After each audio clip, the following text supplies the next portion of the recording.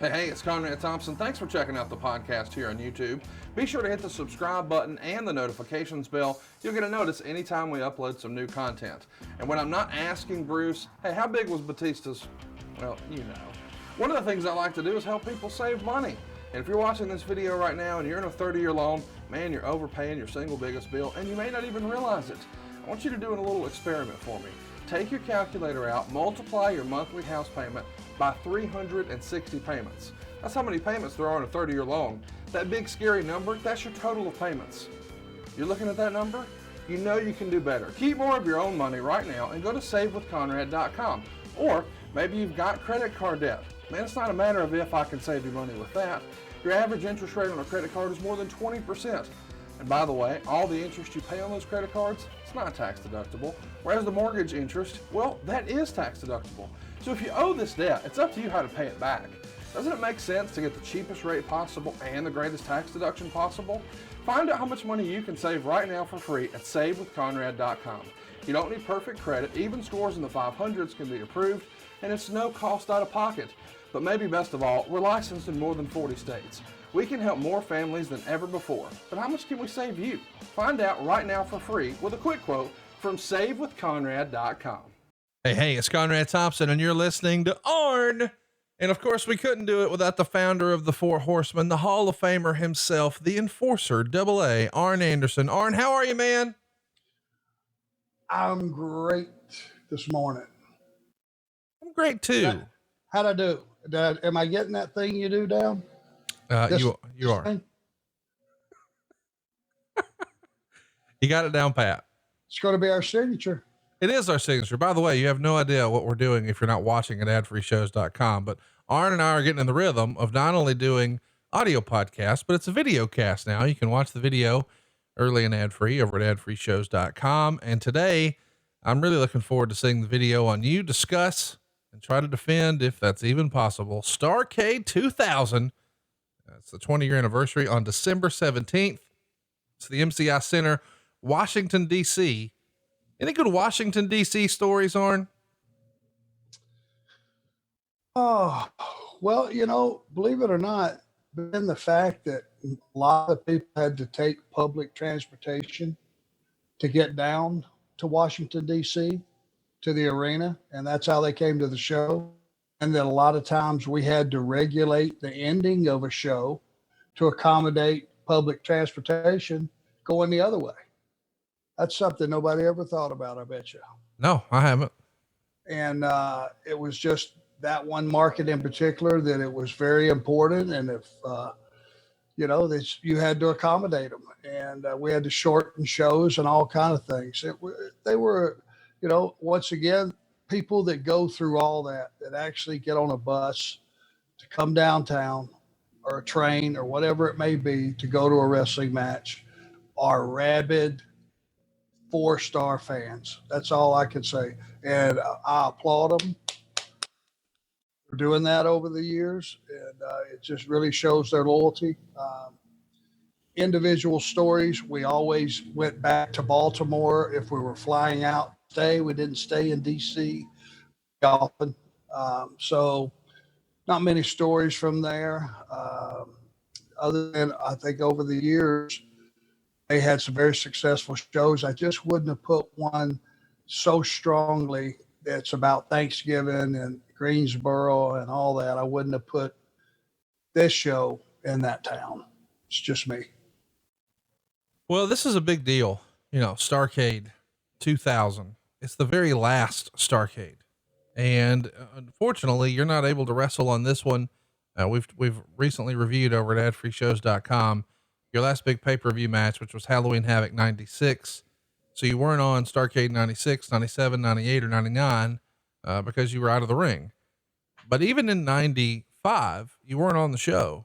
So I think my last memory of you being at Starrcade, at least in the ring, was 94, when you were challenging Johnny B. Bad for the television championship. But by 94, the bloom was sort of off the rose for Starrcade. Would you agree with that? It was just less special by 94. Oh, absolutely. For me, the whole, the company had WCW had lost all earmarks of being like the old NWA. Yeah. I don't think it was even recognizable by that point in time. By the way, if you hear the noise in the background, Arn has an army of landscapers doing his bidding. You've probably figured out that what Arn does best is spine busters and DDTs. So since we've been recording this month, you've had your entire house remodeled inside and out, painters working around the clock. Now we're having the grounds. I believe Mrs. Anderson refers to it. The grounds are being manicured. Okay. And if you go back to some of our previous podcasts, you will recall that I might have been the only human being, the only American born here, educated here, that cut his yard, his grandmother's yard, with an actual push mower. You recall that? I used a push mower. No motor. Oh, I recall. Push blades. Got you. I'm with you now. And until you've cut half acre of grass that is overgrown because you've put it off because you were going to baseball practice, till you've cut that with a true push mower, you won't appreciate the fact that what I said to Aaron, if we ever make any money, ever, I'm going to get people to do the yard. I'm through cutting grass. As it were, it turned out, made a couple bucks. I have a long crew. Just so you don't set the scene that even though I am regaling in my empire right now and looking around, it's looking pretty good. Yeah. I'm not lazy. Oh, I didn't think you were lazy. I'm just, pointing out the fact that you're a man of means. You're a man of leisure. And these days, I wish that was the case. However, let's just say that I have experienced professionals in every aspect of my life. You're a professional. I'm conducting myself in this aspect. My yard work, I use professionals. Well, nothing wrong with that. Let's talk about the professionals here on hand for Starrcade 2000. And unfortunately, this is the very last one. Well, okay. We bring it back 17 years later as a house show in North Carolina for the WWE, but it's not on the network. It's not a pay-per-view. Yes, the fans are excited in Greensboro, but it's not quite the same. That magic had left long before, but it did start to come back a little bit, at least in my opinion, in 96. It felt like a much bigger show with the NWO there, Hogan and Piper. And then 97, again, really big show, maybe the biggest in WCW history, Hogan, Sting. We keep that momentum going a little bit, and we see Goldberg streak come to an end in 98. 99 is the Russo show, and it's crazy, for lack of a better word. But this is it, Starrcade 2000, and you want to know why it's it? We just recently covered this with Eric Bischoff, but whew, there's 6,596 fans here, and only half of them were paying to get in. And when you go back to the genesis of Starrcade and knowing that Starrcade 83 was not only at total capacity, but the traffic was stopped on the interstate. That's how bad the walk-up was, or how big the walk-up was. Supposedly thousands of people turned away. I've read in excess of 7,000. Other people have said more than 13,000 people were turned away at the door. That's not the case here. Only 3,465 fans paid to get in. Or when did you know, hey, the writing's on the wall and we're going to get sold or something? But WCW, as we know it right now, is coming to an end very soon. Was there a moment? Can you look back and think about everything was different after this, whatever that was? Well, there were backstage rumblings during this period of time prior to Rusev, Jesus Christ, Russo, excuse me. I'm for it. Let's blame Rusev, that asshole. He did it all. I love Rusev. A great guy. He probably was like clothes at that particular time. Yeah. Probably a baby. Yeah, he's 10 probably. Rusev, there it was. Rusev again. Let me get Rusev off my mind. Okay. Bro. During this period, you know, your top guys who weren't happy with Russo and the creative. My understanding was there were some closed door meetings and disagreements, and some guys just got sent home, which you would think would be a punishment. But since they had huge, guaranteed contracts, it turned out being a blessing and a reward to those guys.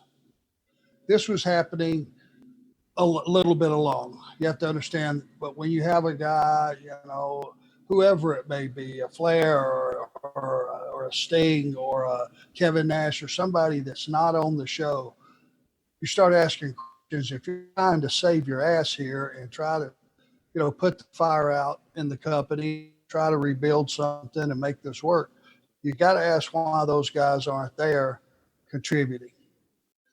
That was the first thing that set off red flags with me. You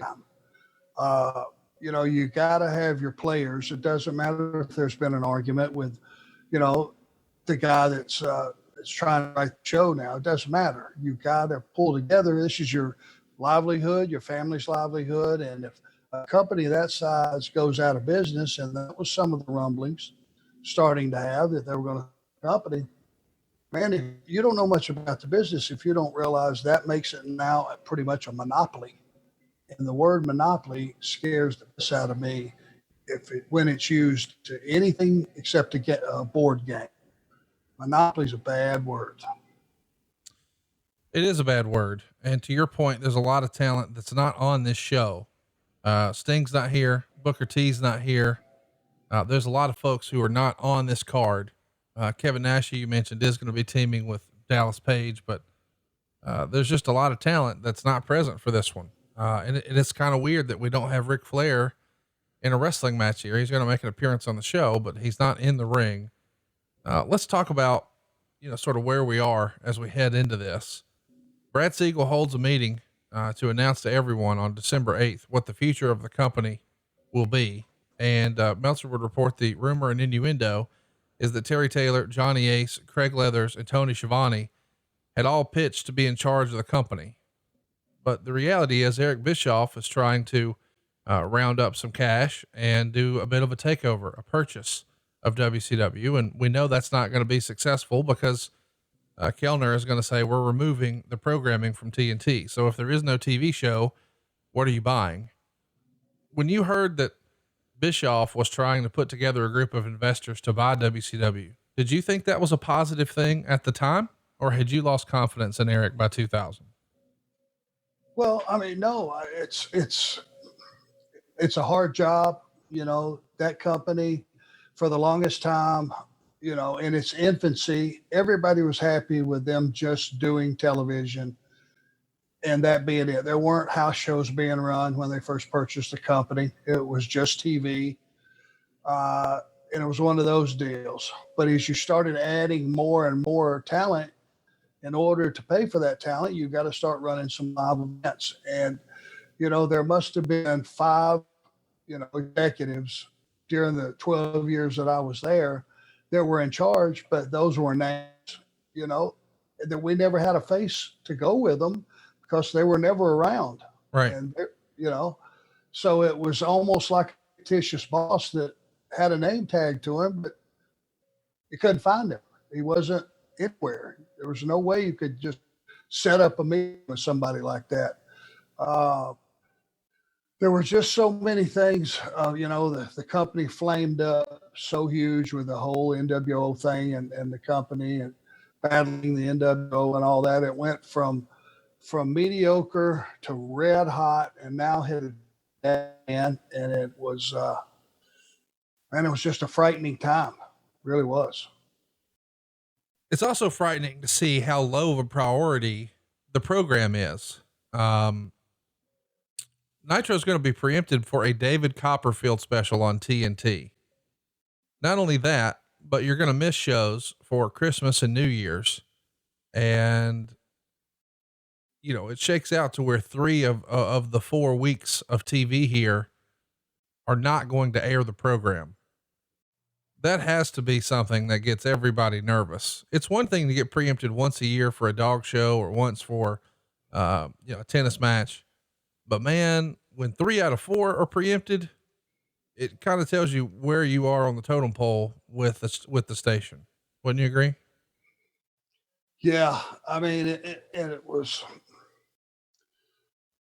I think it was so bad at that time, and the words, being sold, or, the company, and it's not just not, we're not going to air the show and all those things. That's doomsday talk. And I think going back in my mind, I was trying to somehow just put that out of my mind. Like, this can't be happening. If I shut my eyes, it'll go away. And it wasn't going away.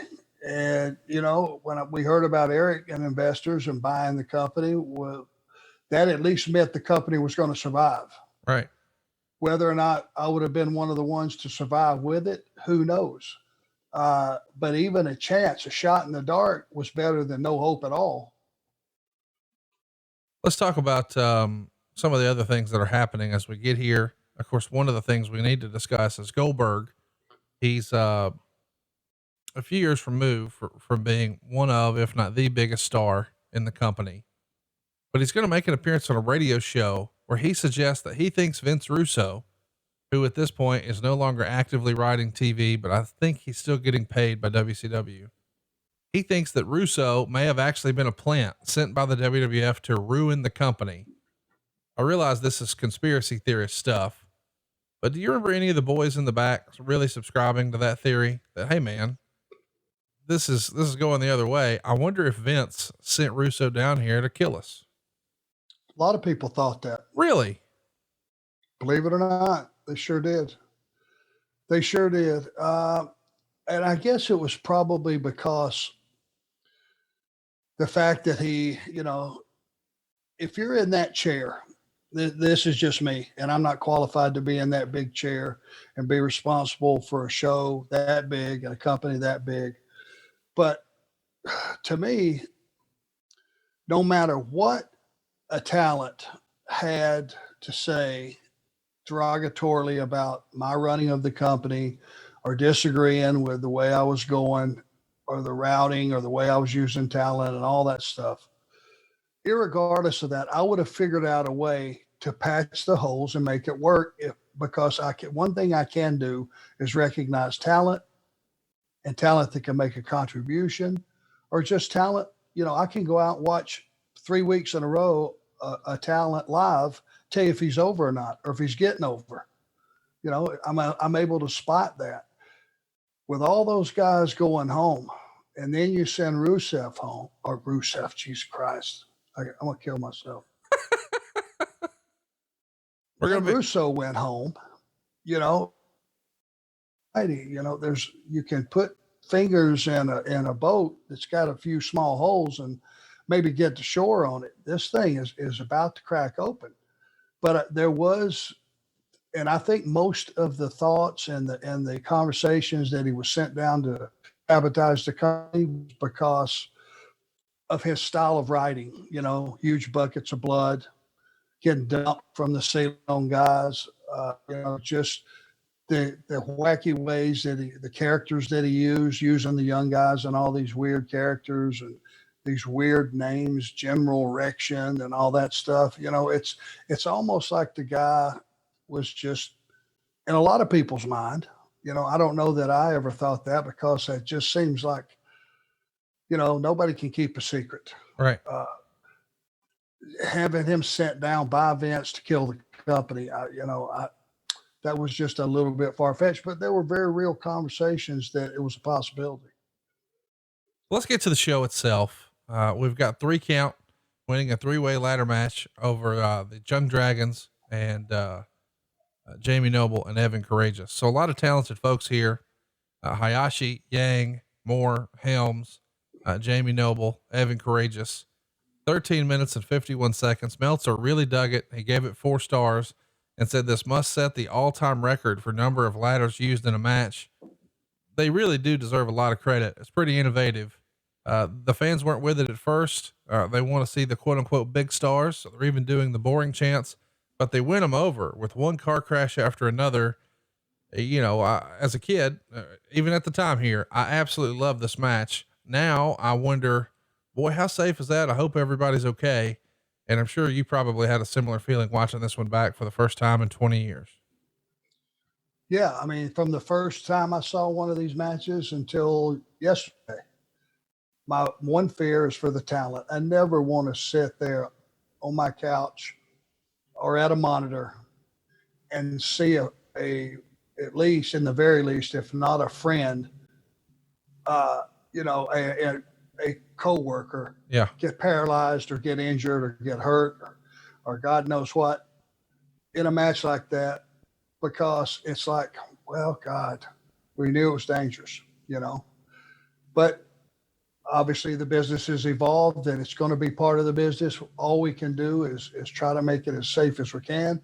But as far as those 6 guys going out there, they gave you everything in their creative mind, everything in their physical body, took every risk, did everything possible, humanly possible, busted their ass to give you a really quality product. And they did. And it paid off. And you said they won the audience over. Yeah. They won me over because I know all those guys and, their heart's all in the right place. They all love this business. And what they like more than anything is just performing. And a lot of good heads, in that match. And they put together a masterpiece. Go watch it. If you're going to watch one match from this show, I'm going to recommend that this is it. 4 stars. Moore and Helms are on top. They win together, both holding the contract. They're going to get a tag title shot tomorrow night on Nitro. I don't know how they're going to survive that after this battle, but it's worth going out of your way to see. I think a lot of our listeners are super familiar with Jamie Noble and, of course, Hurricane Helms, but check out everybody else in this match too. Really a spectacular performance. Next up though, something a little different. Lance Storm and the Cat. Maybe this is a little overbooked here. The gimmick is that Jim Duggan wants to be a face, but Lance Storm tells him the only reason he still has a job is because of the Team Canada gimmick. And when he leaves, he'll be unemployed. So this is all directly from the Observer. He did not like it. He gave it a 1 3/4. Ultimately Lance is going to get the win by submission, and Meltzer would point out Cat actually tapped before Storm even got the hold on.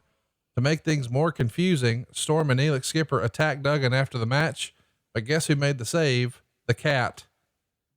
Pretty remarkable that we've got 2 great performers like Lance Storm and Ernest the Cat Miller, because Ernest had charisma out the wazoo. I don't think Lance Storm ever had a bad match, but this one, and maybe it's the placement on the card. How do you follow what we just saw? So they tried to double down on story, and the story just didn't work for me. What'd you think watching it back for the first time in 20 years? Well, I think it was a mistake shaving Hacksaw Duggan's beard off. Sure. Which happened obviously during this period. Jim Duggan is the classic example of it ain't broke, don't fix it. Yeah. Oh, yay. Still will get the biggest pop in the room. You could send him through the curtain for any company, and they love Jim Duggan. Yep. They always has. What you see is what you get. Legitimate tough guy, but more so than that, smiling his way all the way through the match, whatever the situation is, and he brings that kid participation into every match that he's in, and people, they've got comfortable with him. They just like him. And when you try to, in any way change that character, you've made a mistake. Ernest Miller with the red dancing shoes was one of my favorite parts of every day. It was absolutely awesome. And I tell him when I bump into him, some of these appearances, man, I used to love your gimmick. And I did. It was great. I think in this era, my 2 favorites, as far as, sort of let me up segments, if you will, were Norman Smiley with the big wiggle and the Cat just cutting a promo and dancing. As silly as it sounds in the context of a wrestling show, it really worked for me. I liked it. Yeah. And hey, on the other side of the thing, Lance Storm is a tremendous performer. Yes, sir. Dry as the desert. And that's why it works. Yes. He's so polished. Everything he does is explosive. His knowledge of, in the ring, his psychology is great. And then he opens his mouth and it's just dry. Dean Malenko, dry. But if you sit there and really listen, it's awesome. And Lance, being in that mix, he was just one of those guys that you hear all this loud commotion going on, and you hear screaming here and all these things going on, and then you hand the Lance, and it's, can I get serious for a moment? Do you think Caught me every time? Do you think Lance was born 10 years too soon? I think Lance would have been a much bigger star today than he was back then. His talents would have been appreciated more, I think. Yeah. Because it would have been an era when your work rate was, the first thing. Mm-hmm. Most people judge you. Then they said, well, can he talk? That would be the second thing. Then if he had a great body and he had passed the other two tests, he's on his way to being a superstar. Yeah. I just think he would have been a much bigger star today. Let's talk about the next match. We got Terry Funk. He's aged 56 here. He's working with Crowbar. And, you just talked about something that you really loved. I love Terry Funk at any age. Him being in hardcore matches here in the late 90s and here in 2000 with WCW. This really works for me.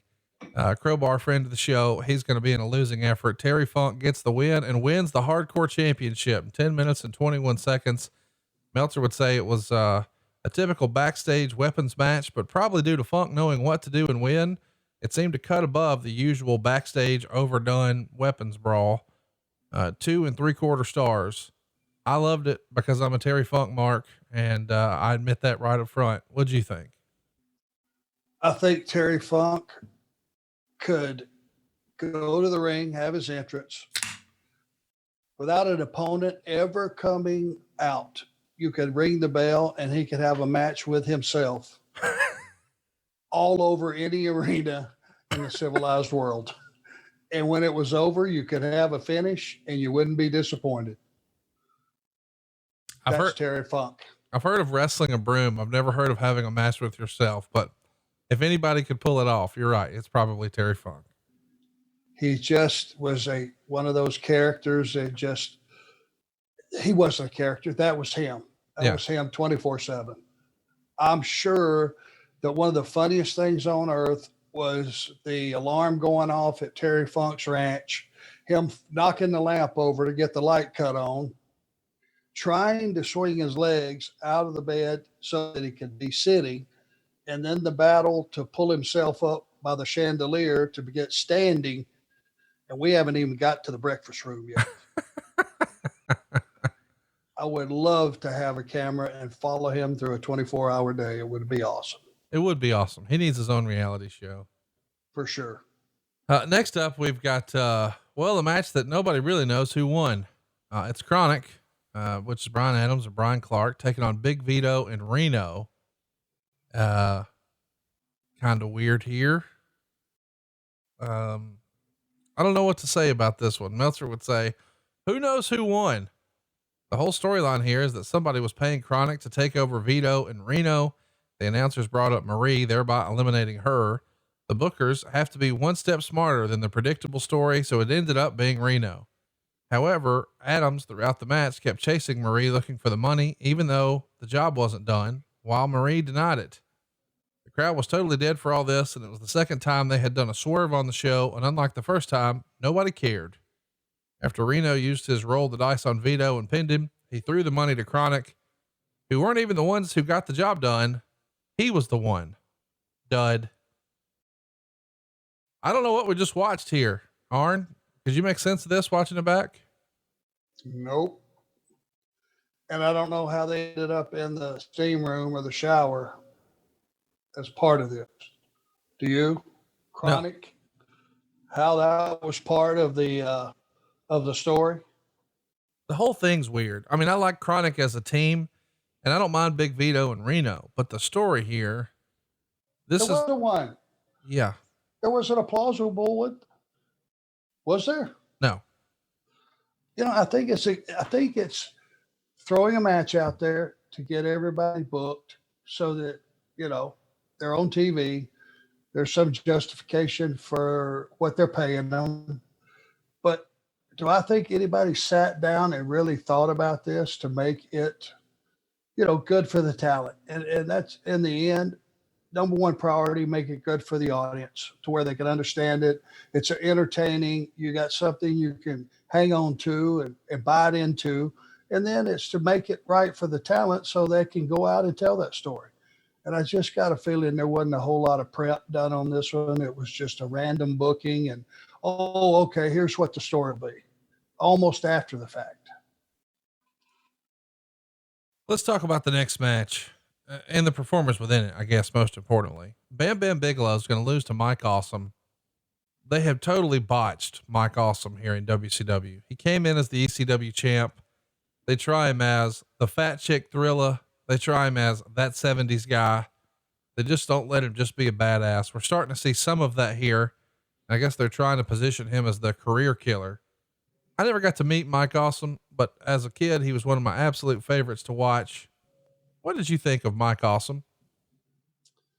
I think Mike, who was a nice enough guy, came into an environment of wolves and sharks.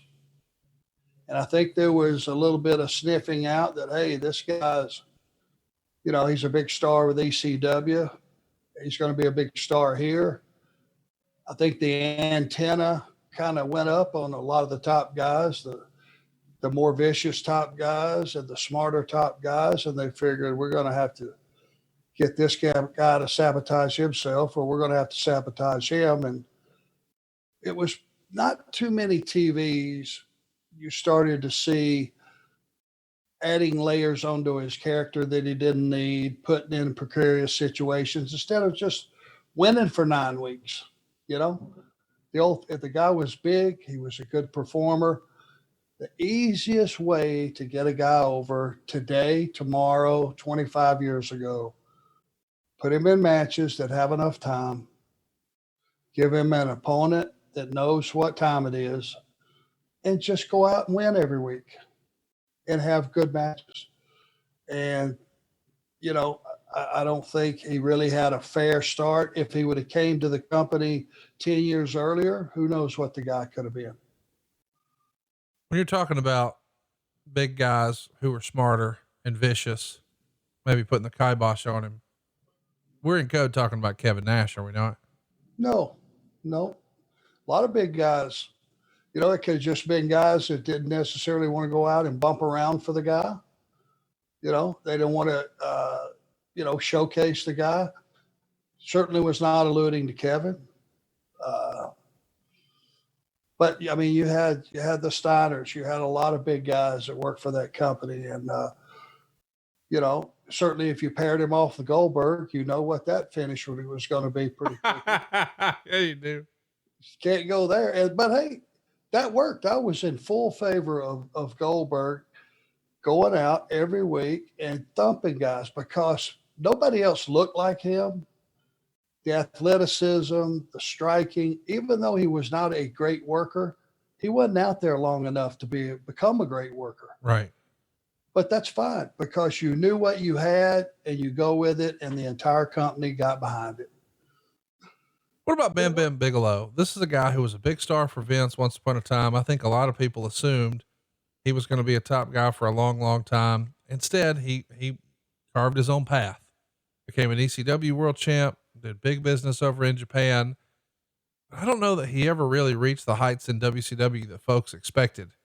Was he just coming in too late? Had he picked up some injuries and his game maybe wasn't what it was before?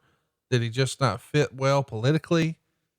What can you tell us about Bam Bam in WCW? I was never around Bam Bam in close quarters enough to know what exactly the deal was. I know that he did have some injuries. Big guys that take bumps like he does going to get hurt. Small guys that take bumps like he does are going to get hurt. And I just, there was a lot of rumor and things going around that well, let me just say that there comes a time to play and there comes a time to work. and you can't mix the two. Got it. And without, the guy was always nice to me, shook his hand every time I saw him. I respected the fact that a guy that size could move like that.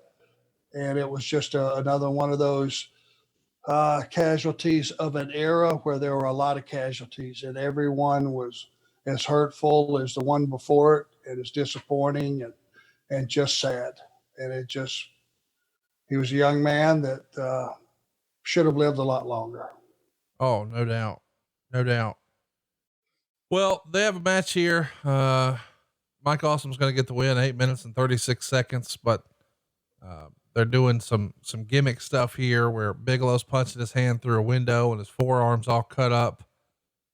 I gotta say, after we saw what happened when Goldberg punched out the window in the limo, which happened before this timeline wise, that's a bad idea, right?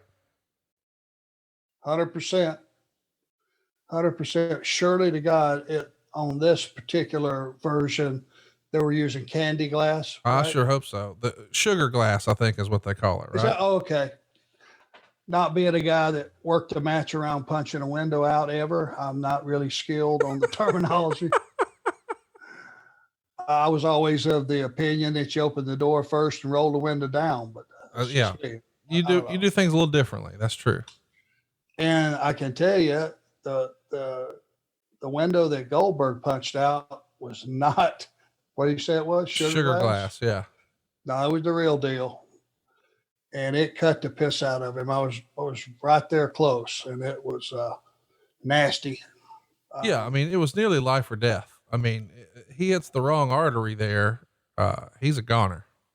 Yeah. And then blood was spewing big time, and he spent some time on the sidelines as a result of that. I mean, like major times, like months. Right. Yeah, absolutely. He did. Yeah. So bad call there. Anyway, back to Mike and, Bam Bam. Yep. Big boring chant here. Fans aren't really with it.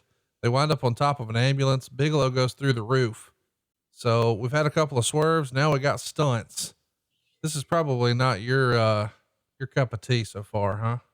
No, I'm a wrestler and I build a wrestling match, whether it's for me or as a producer, the guys I'm helping. Stunts aren't my gig. Tell everybody again, we've touched on the fact that you're no longer an in-ring competitor here. What was your role here for Starrcade 2000? What were you doing that day? Keep my nose above water. Were you an agent? Yep. But with responsibility and no authority. So what does that look like, a WCW agent? We haven't spent much time talking about that. Well, here's what they said. Here's who you're working with. Here's how much time we got. How do you feel about this? And if they said, well, I don't like it, you just had to go, okay, well, what'd you have in mind? And if such is the day in the life of Arn Anderson. Do you remember what matches on this show you had? I do not. But it would have been to carry, really, we didn't have a boss. Right. We didn't have a booker. We didn't have anybody there that you could go to and go, hey, he's not cool with this. Something else we can work out here.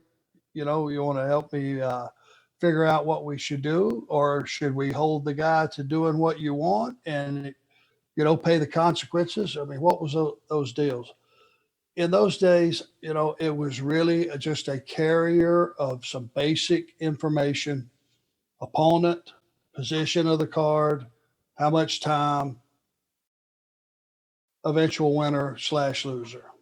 And that was it. And if there was an argument or a guy, had something that maybe he couldn't perform what was being asked, or he just didn't like it, or whatever the deal was, there was really nothing I could do about it except reason with them and try to talk them out of it, because there was always that fear of the one person that did say no, that didn't agree with whoever happened to be in charge that particular day, real or imagined.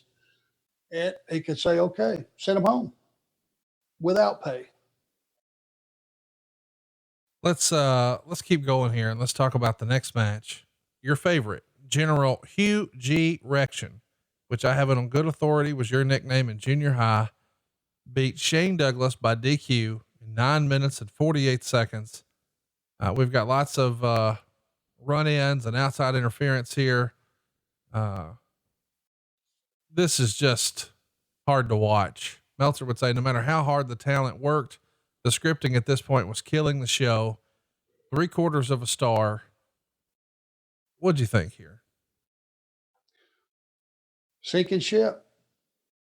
You know, the name alone, you know, the humorous thing, humorous, I kind of got.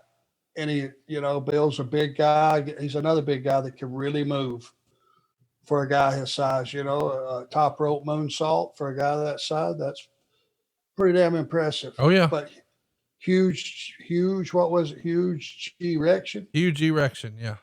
Yeah. We're ribbing ourselves again. It's an inside joke that's supposed to be funny that has since lost its pop. You know, it's one of those things. I just thought it was lowbrow.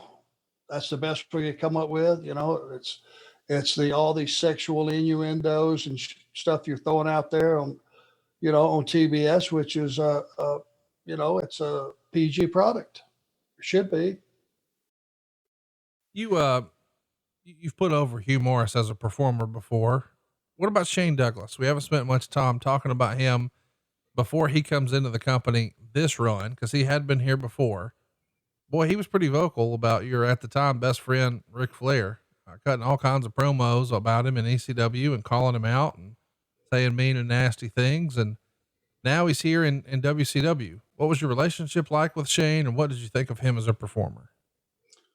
Shane was a worker's worker. He was a great babyface.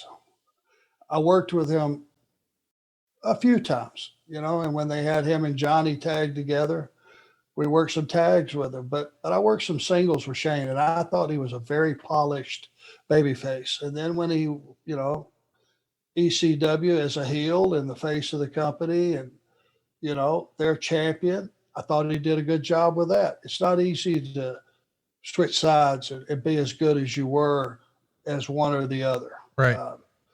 And I thought he was pretty damn polished and a polished worker and did some really good stuff. I've talked to Shane over the years. Every time I've seen him, we've had a good conversation because his career wasn't built on being a gimmick. I mean, the guy could go out and tell you a story. And, you know, that's what I looked at. If a guy was a good worker, man, I always wanted to work with the good workers because I was limited. And make no mistake, I'm not going to tell any lies here. It really helped to be out there with a guy that was really a lot better than me, that I could cater to his style. And when it was time, I had just enough stuff on my tool belt that I could make this be a believable fight. And Shane was one of those guys. And that's always been my opinion of him. And the backstage politics that he went through in his career, you know, we all went through that. Every one of us. And he was a guy that, you know, he used that platform, I'm sure, to cut promos on Rick. Rick didn't work with that company, but I'm sure it certainly got his name out there and got people buzzing and talking, even though they worked for separate companies. Rick's been pretty negative about Shane over the years. Did you and Rick ever talk about Shane Douglas? Yeah. I mean, he had his opinions because, let's face it, you know, if we really want to just break this down, Rick was a guy that had, from day one with that company, had a lot of input because the guys in charge knew the name Ric Flair, knew he was a marketable commodity, you know, to say the very least. Yep. He was a guy that they wanted heading up and being one of the faces of their company. And I'm sure, you know, Rick butted heads with a lot of talent over the years. And when he was the booker, you're going to make a lot of enemies, number one, but just being who he was and having the stroke and and a suggestion would come down, and it might not have even been about Rick, but if Rick took a stance the opposite way, I'm sure a lot of times he won the argument. And, you make a lot of enemies that way. I was not in any of those discussions. That was not my position in the company. If he was all powerful, a lot of the things that happened to me negatively would have never happened. Right. But he had just enough power to pretty much get his own way. And I think that was probably the situation in some capacity, with him and Shane. Let's talk about the next match here. We've got Jeff Jarrett teaming with Ron and Don Harris to take on the Filthy Animals. It's Konnan, Rey Mysterio, and Billy Kidman. It's a combination street fight / bunkhouse match, 12 minutes and 32 seconds. Mysterio is going to make a comeback with a broomstick, and Meltzer would write, funny seeing people sell for the dreaded broom bristles. Kidman does a shooting star, or is going on top for the shooting star, but one of the twins breaks a bottle over his head, and Jarrett pins him with a stroke, star and a half. A bottle over the head. And we're also punching out windshields and getting thrown through ambulances. No, this wasn't the main event. We're just about halfway through the card. A lot going on here, Arn. Why don't we just go ahead and have a proverbial walk on glass match? Yeah. Or, maybe a gun on a pole. Right? Wow. Is this a loaded gun? Well, I mean, listen, we're hitting people with cars in parking lots. We're throwing people through ambulances. We're punching out windows. We're breaking bottles over each other's heads. Why not? We are hot shotting our ass off to no avail. That's what we're doing. My point is, I don't know where, and me and you've made fun of this on adfreeshows.com when we watched that horrible Halloween Havoc from 91 in Chattanooga where they electrocuted Abdul the Butcher. Well, after we've just seen a motherfucker get electrocuted in an electric chair in the first match, it's kind of hard to get excited about headlock takeovers in the next match, is it not? That would have been called bad positioning. Yeah. That's something you end the night with. You don't begin the night with it. I don't get why we're doing all of the gimmicks here. And here's the thing, you got really capable performers. No matter what you think of Jeff Jarrett, Rey Mysterio and Billy Kidman, are you kidding? How's it possible that we're not letting those guys show what they can really do? Instead, hey, why don't y'all beat each other up with brooms and beer bottles? Yeah. And the Harris boys were big, rugged, legitimate guys too. I mean, you're talking about bullies, two small guys, Billy and Ray. What's wrong with just the story that they kicked the shit out of Jarrett several times, but guess who steps in and saves him? Yeah. The big guys. It turns the tide. You could have done that 3 or 4 times during the course of the match and got the audience right with it because the size difference was, and Ray hadn't quite reached the superstar quality, and renowned around the world as being a little guy that can make stuff happen. Kidman had a hell of a run with WCW. Yes, he did. Tremendous performer in that cruiserweight capacity. So there were a lot of things that you could have done that it just seemed like we were trying to constantly, Conrad, trying to hot shot the night and just have them leave the arena talking, not really trying to build towards something else down the road, which is what our business is based on. You don't give them everything on one night. You don't have them leave the arena wanting less. You have them leave the arena wanting more, almost being satisfied, but just not quite. And that concept was lost somewhere along the way. I do want to mention somewhere in here, we started to see a bunch of backstage interviews with Mean Gene, and Gene is in rare form, just busting the talent's balls left and right. That was like the real Gene that you saw at the bar after the show, was it not? Yes. And he was a national treasure. Gene Okerlund was beloved by everyone that ever bumped into him. I love Gene Okerlund. And he was just funny. One night we came in from a show from one of those that he had gotten out of early, must have been, probably a Nitro or something. And I'm coming through the lobby and I look over in the hotel bar and see, table load of the boys sitting there. We walk in and I look over and Gene is sitting in a chair, passed out with a full shrimp stuck in his mouth. And everybody's just partying and drinking and not paying. It's like this is just an everyday thing. And I look around at the table of people and I went, guys, do you realize that's Mean Gene Okerlund asleep with a shrimp in his mouth? Can we not have some decorum here? So I took the shrimp out of his mouth, ate the shrimp, went to the room. No respect for Gene. Come on now. Somebody take that shrimp out of his mouth. That's hilarious. He's awesome, man. I miss him. What a guy. One of the all-time greats. Next up, we've got DDP and Kevin Nash. And I can't believe this is a real thing. I kind of forgot that they were even a tag team. I've blocked it out, but they're known as the Insiders, not the Outsiders. That was Hall and Nash. And they're going to be working with Chuck Palumbo and Sean Stasiak. You can tell Kevin Nash is sort of lobbying for his old pal Scott Hall here. Palumbo is doing a bunch of Hall signature moves, but Hall is persona non grata. Can't talk about him on TV here, but we have Nash even saying, "Hey, yo," after winning the belts, because they're going to regain the tag titles.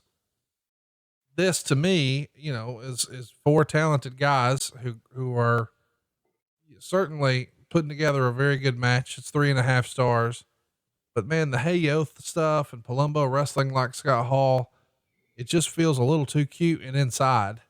But I understand that, they're feeling for their brother here, but this is supposed to be the big show. I liked Mike Sanders involved here. Ric Flair's going to come out and say, if Mike Sanders takes a step towards the ring, the titles will change hands. So we get a cameo from Flair. We get something from Sanders, and it's probably the second best match on the card. I thought Kevin Nash and DDP did a more than passable job as a tag team, although I wouldn't have dreamed up that would be a pairing. What'd you think watching it back for the first time in 20 years? Well, there's so much history with Page and taking the real strong stand against the NWO and, being one of the leaders of the company that was anti, NWO and all. There's a lot of history there. It's kind of hard to get away from that. And Nash was he was the muscle of that group. He was the heavy hitter. To evolve for them being partners and playing it straight, but along the way, what did you see? You saw half the company go from WCW to being NWO black and white. Then you had the red and black, the Wolf Pack, and all these evolutions of different guys jumping ship back and forth. It got to be pretty confusing who was actually who. And the one thing that you take from this match, if you go back and watch it, is don't look at what Palumbo was doing so much as far as mimicking Scott Hall. That was just an inside deal that Kevin had the power to get away with. And so he entertained himself that night, more power to him. But the fact was Chuck Palumbo had a very, very high-end career in my mind. I thought he was good and he looked good. He had everything, height, size, handsome guy.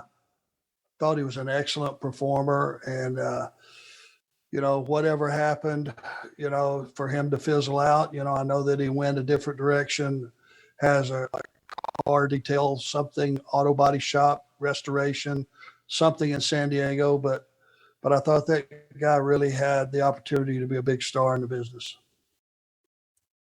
Let's talk about our main event. It's Bill Goldberg and Lex Luger. I guess this is the main event. It's the co-main event. Bagwell's going to come out and Bruce is going to come out. Bruce, of course, is a longtime staple at the power plant. It's pretty cool to see him get to be Goldberg's second. Of course, Goldberg came up through the power plant. I know that some of our listeners probably didn't like the idea that Sarge was on TV here, but I thought it was kind of cool that guy gets his opportunity to shine a little bit. What did you think about them using Bruce on TV? I thought it was inside, but in the best possible way. There's a guy that trained God knows how many guys and polished them up. Sarge, one of our favorites, right?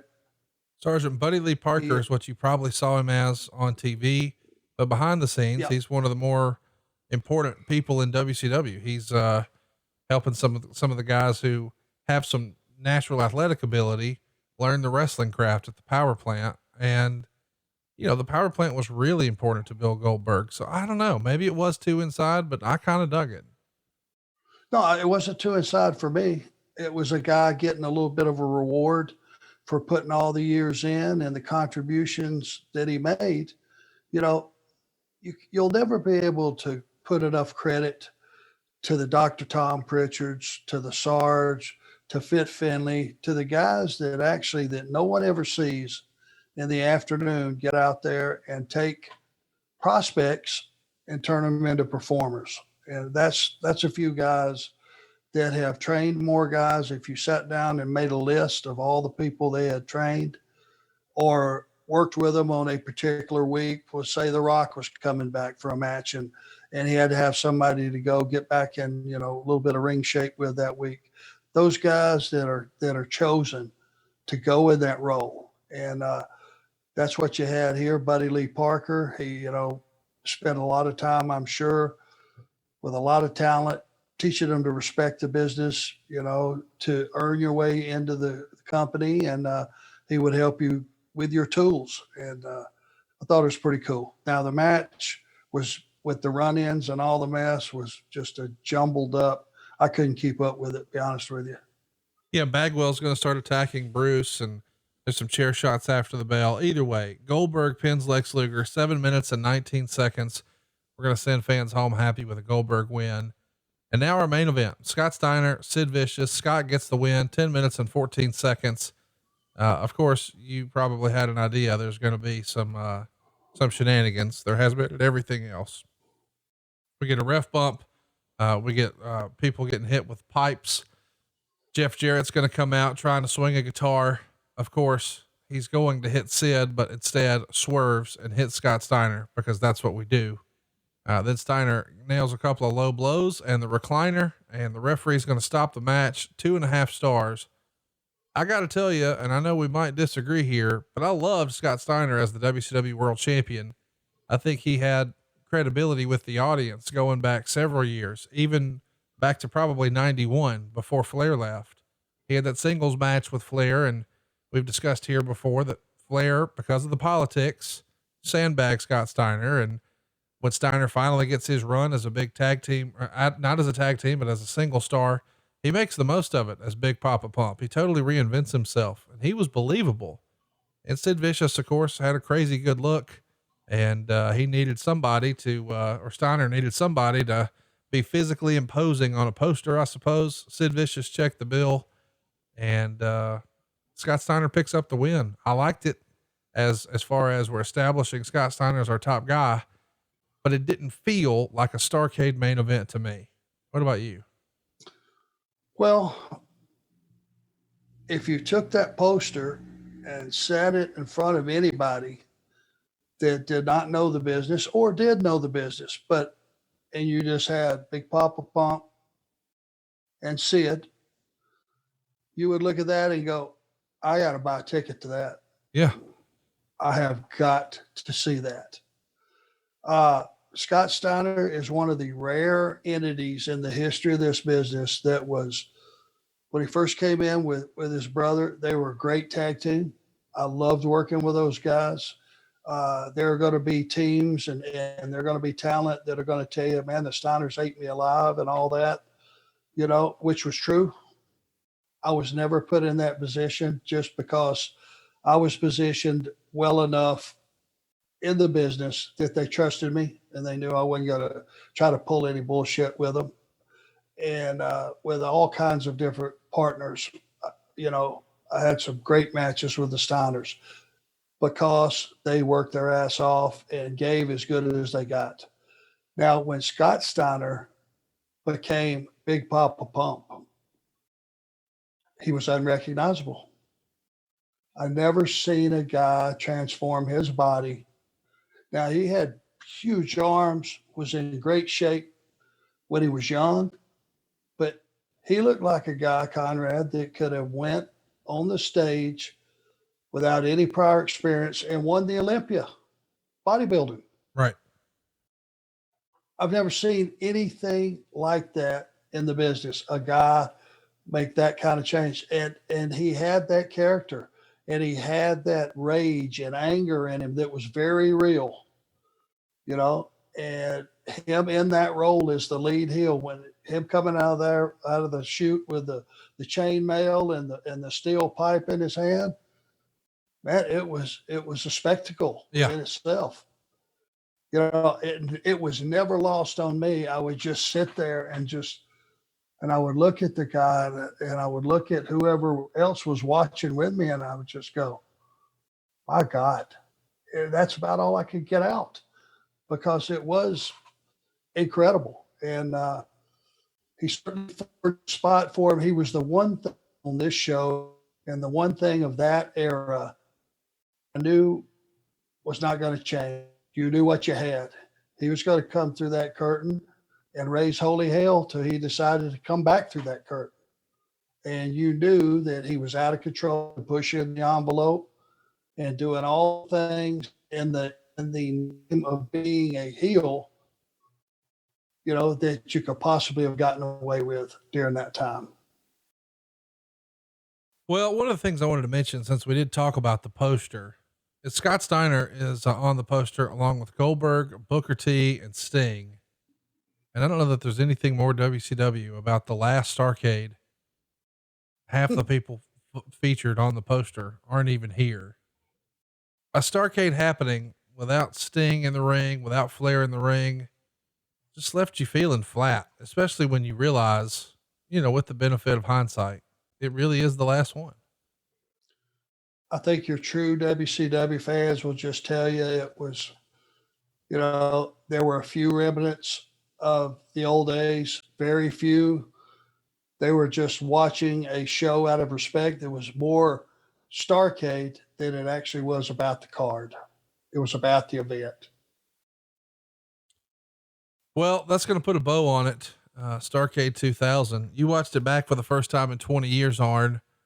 How disappointing was this, knowing how big of a show Starrcade was when you first came in and what a major moment it was in your career, just 15 years prior to this at Starrcade 85.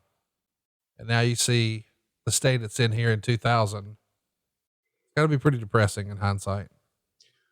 Well, you know, for me, I got to just, I was having to look at this. I couldn't sprinkle any magic dust on it, or I couldn't put a new coat of paint on it, or I couldn't rationalize it. For me, it was a period of my life that the companies that I had really loved, which was Jim Crockett Promotions that morphed into WCW, and then it became WCW. And I saw that it was on fire and the fire trucks were not going to make it in time. And I was the guy that took the call, who was standing in front of the house and it's 3/4 on fire. And the guy calls from the dispatch and he says, sorry, Arn, we're still 45 minutes away with the fire trucks. We're not going to make it in time. And then there's that moment where inside your head, you just go, this is over. The business as I know it is over. This company is probably going to be done. I can no longer wrestle no matter how much I will myself to do it. I'm just physically not able. It was a really down, depressing time for me, but I was looking at all the jobs, all the dreams, all the young guys like myself of this their entire life and really wanted to use, make it an occupation of theirs lifelong. And we're never going to have it because when that company goes down, at least half the jobs in the industry is going to go down the sink with it. And to sit there and have to watch it, it's like somebody's holding my head straight saying, watch the monitor. There's the future. Doesn't look very bright. Not a good feeling. Well, we hope that it's a good feeling that we got to be a distraction for you today and talk about Starrcade 2000. We're so excited about next year here on the show. We're not done though. We've got one more bonus piece of content coming your way on adfreeshows.com. We hope you guys had a great Christmas and you're going to have an awesome New Year's here in a couple of days. We'll be back next week with another Arn Anderson episode. Of course, we're going to start the year with a big hashtag Ask Arn Anything. And if you've got a question, it's easy to participate. Just ask it over on Twitter at The Arn Show. Of course, every other week, you're still in control of what we're talking about here on the show, and that won't change in 2021. And I'm happy to announce that we have re-signed our deal and we have been renewed. We'll be back with you through all of 2021 on Westwood One. And they've been a great partner for us, haven't they, Arn? Absolutely, 100%. And I'm constantly trying to get better, guys. The breathing in, I'm trying to get a hold of. Now that you get to see us, I'm still looking at that head and going, my God, how old is that guy? But we're having a lot of fun, and you guys are bringing a lot of joy to our family, which you are now part of. And we hope we can do the same for you. One thing I do want to stress is some parts of this business, because we dive pretty deep, are depressing. I don't want you to think I have a negative view of the business now or then, but it needs to be discussed, from a different angle, one that you might not have been privy to if you're sitting in the audience. You can't yuck your way through a lot of these stories and make them happy, but a lot of it and most of it, I wouldn't trade it 1 minute of it for anything else on this earth. So we put a negative spin on some things. Most of it's positive, and that's the way we feel about it. We love this business.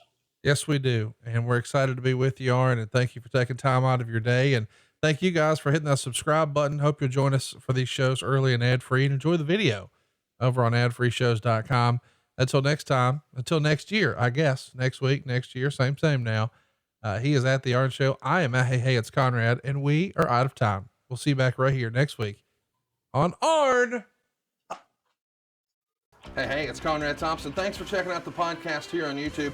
Be sure to hit the subscribe button and the notifications bell so you get a notice anytime we upload some new content.